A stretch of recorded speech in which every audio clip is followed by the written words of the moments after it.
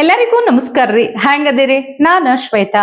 ಜಗತ್ನ್ಯಾಗ ನಡೆದಿರೋ ಸುದ್ದಿನ ನಮ್ಮ ಉತ್ತರ ಕರ್ನಾಟಕ ಭಾಷೆದಾಗ ಹೇಳಕ್ ಬಂದಿನಿ. ಮಸ್ತ್ ಚಾ ಕುಡ್ಕೋತ ಖಡಕ್ ಮಿರ್ಚಿ ಮಂಡಕ್ಕಿ ನೋಡ್ರಿ.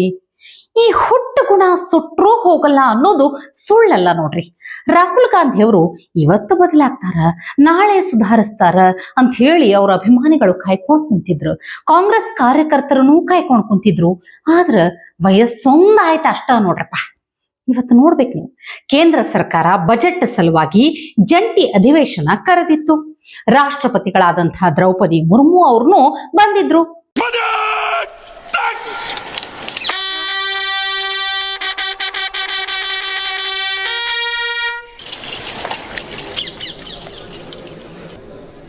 महामहिम राष्ट्रपति जी,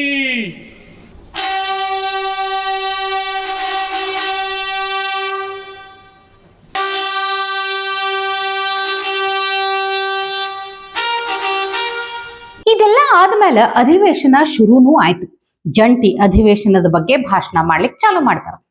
ಈ ಒಂದೇ ಮಾತರಂ ಹೇಳು ಮುಂದ ಕಾಂಗ್ರೆಸ್ ನಾಯಕರು ಅದಕ್ಕ ಅವಮಾನ ಮಾಡ್ತಾರ. ಅಲ್ರಿ, ಒಬ್ಬ ಲೀಡರ್ ಆಗಿ ಯಾರೋ ಸಂಸದರು ಒಂದೇ ಮಾತರಂಗ ಅವಮಾನ ಮಾಡ್ಲಿಕತ್ತಾರ. ಈ ಮನುಷ್ಯ ನೋಡಿದ್ರ ನಾ ಏನು ನೋಡೇ ಇಲ್ಲ, ನನಗೇನು ಗೊತ್ತೇ ಇಲ್ಲ, ಇದಕ್ಕ ನನಗೇನು ಸಂಬಂಧನೇ ಇಲ್ಲ ಅನ್ನುವಂಗ ಖರ್ಗೆ ಸಾಹೇಬ್ರ ಜೋಡಿ ಕುಂತ ಬಿಟ್ಟಿದ್ರು. भारत के तेज विकास और विरासत के उत्सव के रूप में स्मरणीय रहा है। ये कालखंड अपने साथ अनेक प्रेरणाएं लेकर आया है। इस समय वंदे मातरम के 150 वर्षों होने पर पूरे देश में समारोह आयोजित हो रहा है। ಯಥಾ ರಾಜ ತಥಾ ಪ್ರಜಾ ಅಂತ ಸುಮ್ಮನೆ ಹೇಳೋದಿಲ್ ಬಿಡ್ರಿ. ಈ ಮನುಷ್ಯ ನಮ್ಮ ದೇಶಕ್ಕ ಒಂದೇ ಮಾತರಂಗ ಗೌರವ ಕೊಟ್ಟಿದ್ರ ಅವರು ಕೊಡ್ತಿದ್ರೋ ಏನೋ, ಇವರೇ ಕೊಡಲ್ಲ ಅಂತ ಅಂದ್ಮೇಲೆ ಅವ್ರರೇ ಹೆಂಗ್ ಕೊಡ್ತಾರ ಹೇಳ್ರಿ. ಇದರ ನಡುವ ಇಲ್ಲೊಂದು ಕಾಮಿಡಿ ಕೇಳ್ರಿ. ರಾಷ್ಟ್ರಪತಿಗಳು ಸುಳ್ಳು ಸುದ್ದಿ ಮತ್ತು ಡೀಪ್ ಫೇಕ್ ಬಗ್ಗೆ ಭಾಷಣ ಮಾಡ್ಲಿಕ್ಕತ್ತಿದ್ರು. ಈ ನಮ್ಮ ಸದನದ ಕ್ಯಾಮ್ರಾಮನ್ ಠಕ್ ಅಂತ ರಾಹುಲ್ ಗಾಂಧಿ ಅವರ ಕಡೆ ಫೋಕಸ್ ಮಾಡಿಬಿಡುದಾ? एआई के दुरुपयोग से पैदा हो रहे क्षेत्र के विषय में गंभीर होना बहुत आवश्यक है। डीप फेक, मिस इन्फॉर्मेशन और फेक कंटेंट लोकतंत्र, सामाजिक सौहार्द और जनता के विश्वास के लिए बड़ा खतरा बनते जा रहे हैं.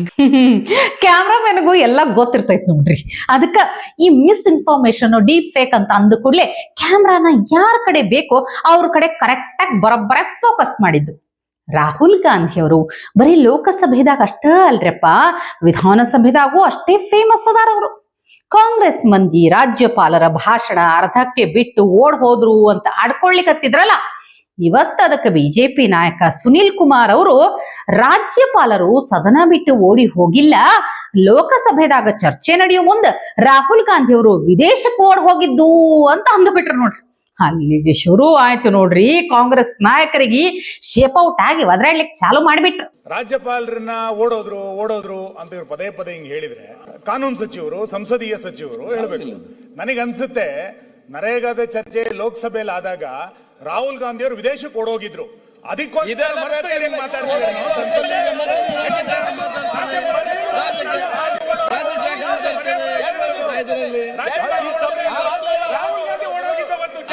ಏನ್ ಬೇಕಾದ್ ಹೇಳಿದ್ರು ಅವ್ರು ಓಡ್ ಹೋಗಿದ್ದು, ಸಾರಿ ಫ್ಲೈಟ್ ಏರಿ ಹೋಗಿದ್ದಂತೂ ಖರೇನೆ ಹೌದಿಲ್ಲ ಹೇಳ್ಬಿಡ್ರಿ. ಇದರ ನಡುವ ನಮ್ಮ ಚಿಕ್ಕಬಳ್ಳಾಪುರದ ಶಾಸಕ ಪ್ರದೀಪ್ ಈಶ್ವರ್ ಅವರಿಗೆ ಒಂದು ಹೊಸ ರೋಗ ಚಾಲು ಆಗಿದ್ರಿ. ಪಾಪ ಅವ್ರಿಗೆ ಅದ್ ಯಾಕೋ ಈಗೀಗ ಬರೇ ಕನಸು ಬೀಳಾಕತ್ತಾವಂತ. ಅದ್ ಏನೇನು ವೆರೈಟಿ ಕನಸು ಬೀಳ್ತಾವಂತ ಕೇಳ್ಬೇಕು ನೀವು. ಮೊನ್ನೆ ಒಂದು ಕನಸು ಬಂದಿತ್ತು ಸಭಾಧ್ಯಕ್ಷರೇ. ಆ ಕನಸಲ್ಲಿ ಏನಿತ್ತು ಅಂದ್ರೆ, ಆ ಕನಸನ್ನ ಹೇಳ್ಬಿಡ್ತೀನಿ ಸಭಾಧ್ಯಕ್ಷರೇ. ಕ್ವಶನ್ ಪೇಪರ್ ನಮ್ ಟೀಚರ್ ನನಗೆ ಕೊಟ್ರು ಸಭಾಧ್ಯಕ್ಷರೇ. ಫಾದರ್ ಆಫ್ ನೇಷನ್ ಯಾರು ಅಂತ ನಾನ್ ಬರ್ದೆ ಸಭಾಧ್ಯಕ್ಷರೇ, ಮಹಾತ್ಮ ಗಾಂಧಿ ಅಂತ. ಇದೇ ಕ್ವಶನ್ ಪೇಪರು ಕನ್ಸಲ್ಲಿ ಅಶೋಕ್ ಅಣ್ಣಗೆ ಅವ್ರ ಟೀಚರ್ ಕೊಡ್ತಾರೆ ಸಭಾಧ್ಯಕ್ಷರೇ. ಅಶೋಕ್ ಅಣ್ಣ ಅವ್ರಿಗೆ ಫಾದರ್ ಆಫ್ ನೇಷನ್ ಯಾರು ಅಂತ ಕೇಳಿದ್ರೆ ಲಾಸ್ಟ್ ವೀಕ್ ಆಗಿದ್ರೆ JP ನಡ್ಡಾಜಿ, ಈ ವೀಕ್ ಆಗಿದ್ರೆ ನಿತಿನ್ ನಬೀನ್ಜಿ ಅಂತ ಬರೀತಾರೆ ಸಭಾಧ್ಯಕ್ಷರೇ. ಇದು ಕನ್ಸು ಸಭಾಧ್ಯಕ್ಷರೇ, ಇದು ಜಸ್ಟ್ ಕನ್ಸು ಸಭಾಧ್ಯಕ್ಷರೇ. ಛೇ ನನ್ನ ಪ್ರಕಾರ ಪ್ರದೀಪ್ ಈಶ್ವರ್ ಅವರು ಮಿಸ್ ಆಗಿ ರಾಜಕಾರಣಿ ಆಗ್ಯಾರ. ಇಲ್ಲ ಅಂದ್ರೆ ಅವರು ಒಬ್ಬ ಒಳ್ಳೆ ಡೈಲಾಗ್ ರೈಟರ್ ಆಗಿರ್ತಿದ್ರು ನೋಡ್ರಿ. ಅದ್ರಾಗೂ ಈ ತೆಲುಗು ಸಿನಿಮಾಗಳಿಗಂತೂ ಹೇಳಿ ಮಾಡಿಸ್ದಂಗಿರ್ತಾವ ಅವ್ರ ಡೈಲಾಗ್ಗಳು. ಆದ್ರೆ ದುರಂತ ಅಂದ್ರ ನಮ್ಮ ಮಂದಿ ಇನ್ನ 2 ವರ್ಷ ಇವ್ರನ್ನ ಸಹಿಸ್ಕೊಳ್ಬೇಕಲ್ಲ. ಸ್ವಲ್ಪ ಎಚ್ಚರದಿಂದಿರ್ರಿ ಪ್ರದೀಪ್ ಈಶ್ವರ್ ಅವ್ರೆ. ಒಬ್ರೇ ಎಲ್ಲೂ ಕ್ಷೇತ್ರದಾಗ ಅಡ್ಡಾಡ್ಲಿಕ್ಕೆ ಹೋಗ್ಬೇಡ್ರಿ. ಮಂದಿ ಹೆಂಗ್ ರೊಚ್ಚಿಗೆದ್ದಾರ ನೋಡ್ರಿ ಸ್ವಲ್ಪ. ರಾತ್ರಿ ಫಿಲಂ ನೋಡಿ ಡೈಲಾಗ್ ಹೊಡೆದು ಅಂದ್ಕೊಂಡ್ಬಿಟ್ಟಿದ್ದಾರೆ. ಡೈಲಾಗ್ ಹೊಡೆದಷ್ಟು ಸುಲಭ ಅಲ್ಲ. ಯಾರು? ಪ್ರದೀಪ್ ಈಶ್ವರ್ ಅವರು. ಫಸ್ಟ್ ಆಫ್ ಆಲ್ ಇವಾಗ ಚುಪ್ಪಿದವನು ಹೊಡಿಬೇಕಂಗೆ ಅಂತವ್ರಿಗೆ ಯಾಕಂತ ಹೇಳ್ತೀನಿ ನೋಡಿ.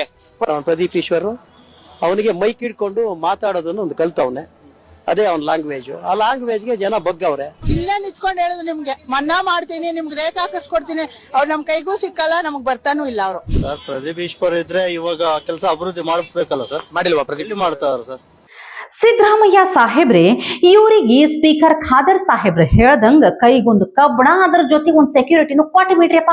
ಇಲ್ಲಂದ್ರ ಮುಂದೆ ನಿಮಗ ಹೈರಾಣ ತಂದಿಡ್ತಾರ. ಮತ್ತ ಹೇಳಿಲ್ಲ ಅಂತ ಹೇಳ್ಬೇಡ್ರಿ. ಮತ್ತ ಇನ್ನ ಬಳ್ಳಾರಿದಾಗ ಮಹಿಳಾ ಅಧಿಕಾರಿಗೆ ಹೆಂಗೋ ಕೆಟ್ಟ ಶಬ್ದ ಬಳಸಿದಂತ ಕಾಂಗ್ರೆಸ್ ನಾಯಕ ರಾಜೀವ್ ಗೌಡ ನಾಪತ್ತೆ ಆಗಿದ್ನಲ್ಲ ಅವ ಈಗ ಪೊಲೀಸ್ ಕೈಗೆ ಸಿಕ್ಕಾಕೊಂಡಾರ ನೋಡ್ರಿ. ಕೇರಳದಾಗ ಎಲ್ಲೋ ಸಿಕ್ಕಾಕೊಂಡಾರ ನೋಡ್ರಪ್ಪ. ಎಷ್ಟಾದ್ರೂ ಕಾಂಗ್ರೆಸ್ ಅವ್ರದ್ದು ಫೇವ್ರೇಟ್ ರಾಜ್ಯ ಅಲ್ಲೇನ್ರಿ. ಸೊ ಅಲ್ಲೇ ಸೇಫ್ ಆಗಿ ಇದ್ದು ಬಿಟ್ಟಿದ್ರು. ಅವರೇ ಹೋಗಲ್ ಸೇಫ್ ಆಗಿದ್ರು ಅಥವಾ ಇವ್ರನ್ನ ಅಲ್ಲಿ ಇರಿಸಿದ್ರು ಗೊತ್ತಿಲ್ರಿ ನನಗ. ಆದ್ರೂ ಅರೆಸ್ಟ್ ಆದ್ರೂ ಸೊಕ್ಕು ಧಿಮಾಕು ಏನ್ ಕಡಿಮೆ ಆಗಿರಲ್ಲ ತಗೊಳ್ರಿ.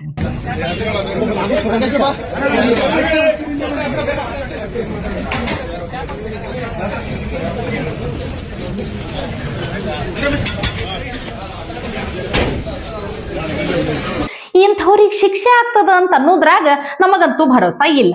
ಇನ್ನೀಗ ಮುಂದಿನ ಸುದ್ದಿ ನೋಡೋಣ. ನಮ್ಮ ಟ್ರೋಲ್ ಮಿನಿಸ್ಟರ್ ಪ್ರಿಯಾಂಕ ಖರ್ಗೆ ಅವರ ಊರಿಂದು. ಊರಿಗೆಲ್ಲಾ ಉಪದೇಶ ಮಾಡೋ ಪ್ರಿಯಾಂಕ ಖರ್ಗೆ ಅವರ ಊರಿನ ಕಥೆ ಏನು ಅನ್ನೋದಕ್ಕ ಇಲ್ಲಿ ಒಂದು ಸಾಕ್ಷಿ ಸಿಕ್ಕೈತ್ ನೋಡ್ರಿ. ಒಂದ್ ಸಲ ಅಂತೂ ಅಪ್ಪನನ್ನ ಸೋಲಿಸಿ ಮನೆಗ್ ಕಳ್ಸ್ಯಾರ. ನೆಕ್ಸ್ಟ್ ಸಲ ಹಿಂಗ ಆದ್ರ ಮಗನನ್ನು ಸೋಲಿಸಿ ಮನ್ಯಾಗ ಕುಂದಿಸ್ತಾರ ಬಿಡ್ರಿ. ಇವತ್ತಿಗೆ ಸುದ್ದಿ ಸಾಕಲ್ಲ. ನಾಳೆ ಇಂಥವೇ ಮತ್ತೊಂದಷ್ಟು ಸುದ್ದಿ ತರ್ತೀನಿ. ಚಾ ಇಟ್ಕೊಂಡು ಮಿರ್ಚಿ ಮಂಡಕ್ಕಿ ನೋಡ್ಲಿಕ್ಕೆ ಕಾಯ್ಕೊಂಡೇರಿ. ಟಿವಿ ವಿಕ್ರಮ, ದೇಶ ನಿಮ್ಮ ಕೈಯಲ್ಲಿ. ಈ ಕಾರ್ಯಕ್ರಮ ನಿಮಗೆ ಇಷ್ಟ ಆಗಿದ್ದಲ್ಲಿ ಲೈಕ್, ಶೇರ್ ಹಾಗೂ ಕಮೆಂಟ್ ಮಾಡಿ.